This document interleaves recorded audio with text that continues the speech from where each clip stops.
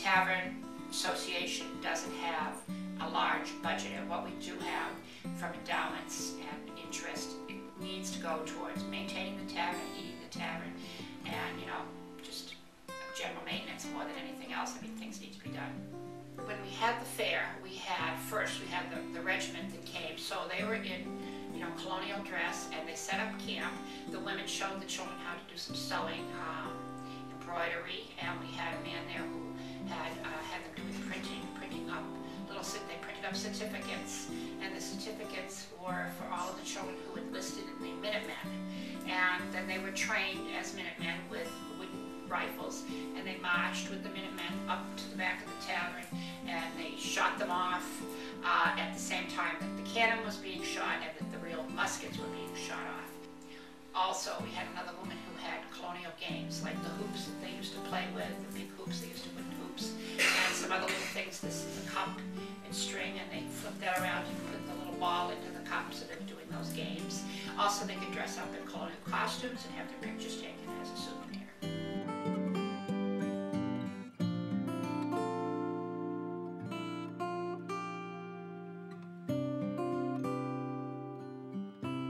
Well, the idea for the Pavers project came from an experience down in Daytona Beach, where I saw a similar project where pavers were marked in the sidewalk with the race car winners. So I thought, well, how could we adapt that to local history?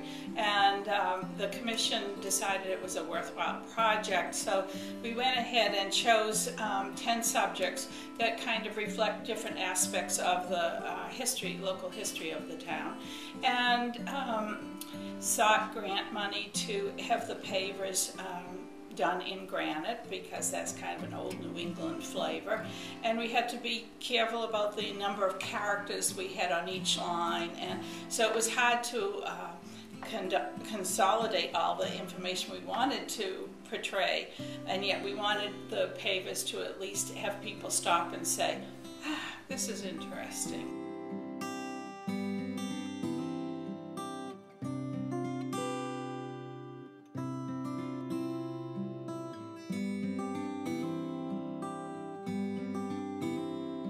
Being a nonprofit, you're here for the community, and so by partnering with other organizations and institutions and schools and businesses, you're also becoming part of that community.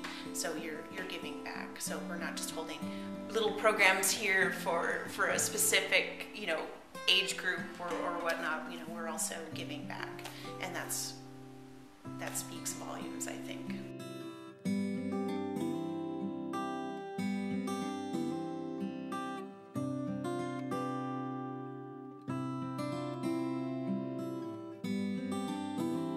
One of my most favorite things about Reading Community Singers is that we're able to offer a wide range of people a place to come together to sing, to make music together, to support each other socially and emotionally. Something that's, I think, pretty unique to our group. We have singers, members, that range from high school age through college age, who graduate college and come back and sing with us again, right through senior citizens.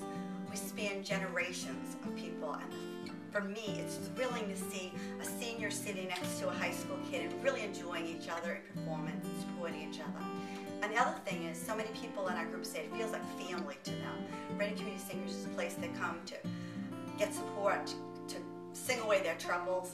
And there have been so many studies that say people that partake in music, particularly choral singing, live longer, happier, more productive lives. And I'm really thrilled that I'm a part of that.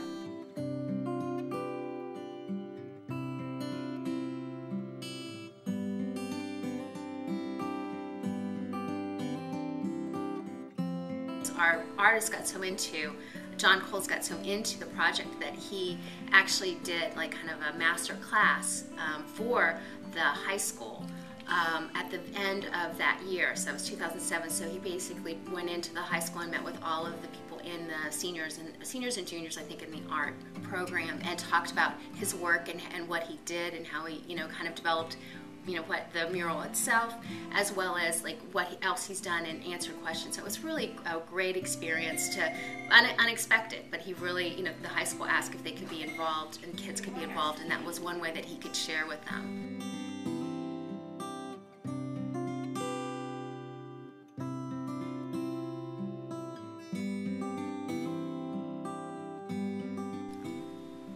folks were very generous in your support of the mentoring program for young musicians that perform with us in the Reading Symphony. They perform it while they're there at rehearsals.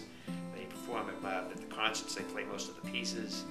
And we have a mentoring program. We're in the process of establishing a mentoring program that would raise the level of their performance, and also probably at various times during the year they would give a concert or two. And the idea is to elevate their performance level and essentially give them an outlet to playing in a classical symphony orchestra that they would not have otherwise have had.